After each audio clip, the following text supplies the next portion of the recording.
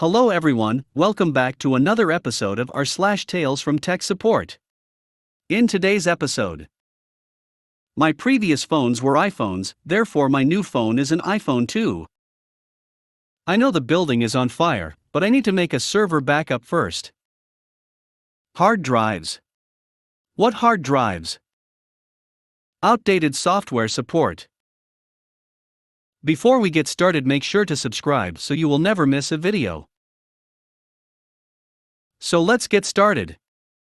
My previous phones were iPhones, therefore my new phone is an iPhone 2. I used to work in video tech support, but now I train incoming new hires. This is my favorite tale to demonstrate to the new hires about why we don't argue with the customer even when the customer is very clearly wrong.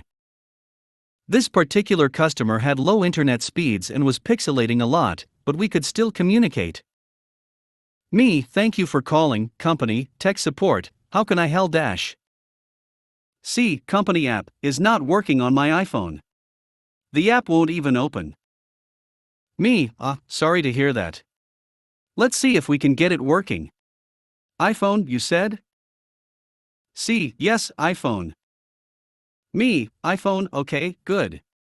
Let's completely stop the app and start it up again. You see that little round button down at the bottom? I hold up a demo iPhone and point at the button, push it twice really quickly. C looks down at his phone for a good 15 seconds, even turning it over and on its sides, before looking up at me with the most disdainful expression on his face. C. There's no round button on my phone. Me. No round button? You said iPhone, right? C. Yes, it's an iPhone. Me. Can you show me the phone? C huffs, but shows me the front of the phone.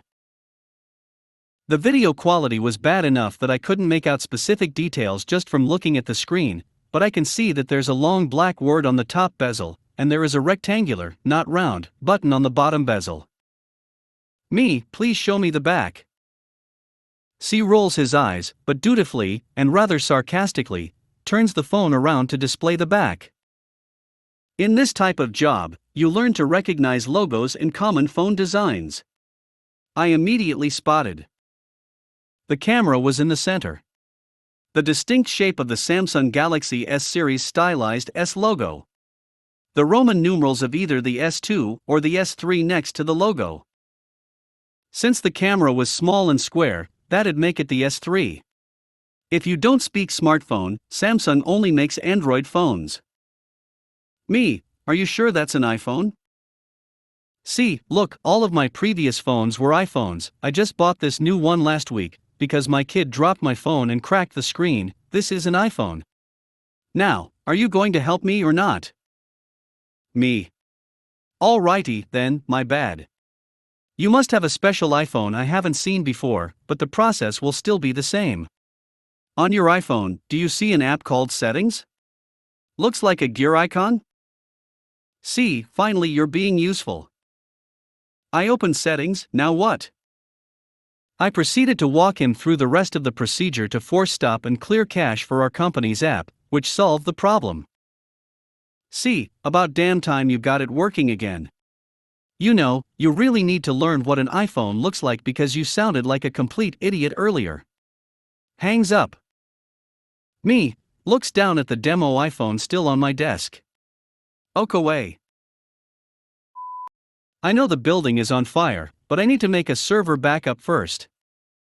This one is from way back in the day, in this case, the day is 2004. Got a call from a site and the lady just calmly asked how to do a backup. On the old system she had, we recommended pretty frequent, like at least twice per day, backups because the software was this Yankee old Unix/Xenix monstrosity that, if it crashed or locked up with a record open, it'd corrupt the entire database, and they'd have to restore from the last backup. That could mean an entire day's worth of rekeying from paper trails, so most of our clinics would back up once around noon, then again at close. So, not abnormal to get that sort of call. As I was walking her through the steps to do a tape backup on these old systems, I become sort of aware of what sounds like a man yelling in the background, but he's too far from where she is, and I can't really hear him. Then, I start to hear something that sounds like a FSSSSSSSHHHHHHH sort of sound, which isn't super abnormal. A lot of the vet clinics had their server in weird places, including around grooming or dental areas, so you'd sometimes hear equipment that made sounds like that, and she says, "Oh no. The backup has to finish now. What if the water damages the server?" The water? What? I ask her what's going on, and before she can answer, the guy who was yelling came closer, and I very clearly heard, "Ma'am, the building is on fire. You need to leave now." No. I have to get this backup done first, or we'll lose the data from this morning. "Ma'am, again, the building is on fire. You need to leave. It'll just be another 15 minutes. At this point, I figure the noise I heard was the overhead sprinklers coming on, and also, definitely heard someone say twice that the building was on fire. $name, I think you should really listen to the guy from the fire department. If the building is on fire, you need to get out. There's a backup off-site from last night. It's not worth getting injured to avoid having to rekey 3 hours worth of data. What if the server gets wet? I have to take the server. The clinic's insurance should cover the cost of replacing it, and you can restore the off-site backup to the new server if it comes to that. Please leave the building as it is on fire. If I stop the backup now and take the server, will it hurt anything? Probably not, but again, you really should just get out. We can deal with any issues with the database after the building is no longer on fire."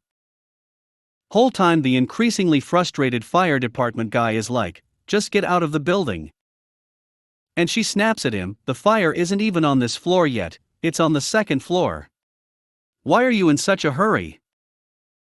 So she keeps arguing between me and the firefighter, and is being told from two sides now to just either take the server if she really wants to and get out, or just get out before they forcibly drag her out, because at this point the fire is on her floor, just in the ceiling, which is a pretty dangerous situation.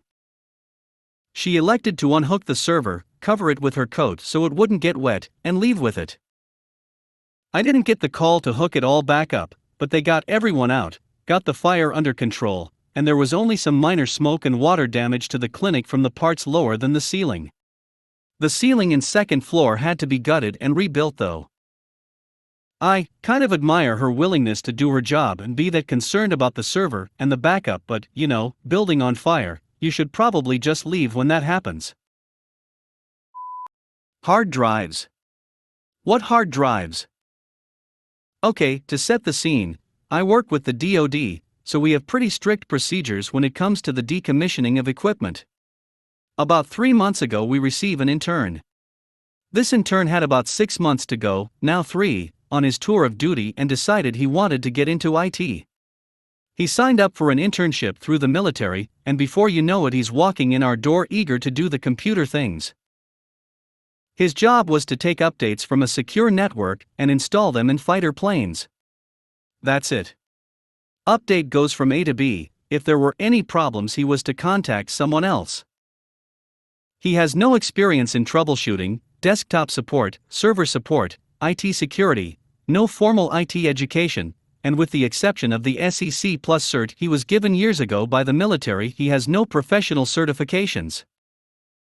At one point I was showing him a few things related to local security policy, and I opened up the local users and groups MMC. He says, "Is that the registry?" Facepalm. So, we just went through a PC migration.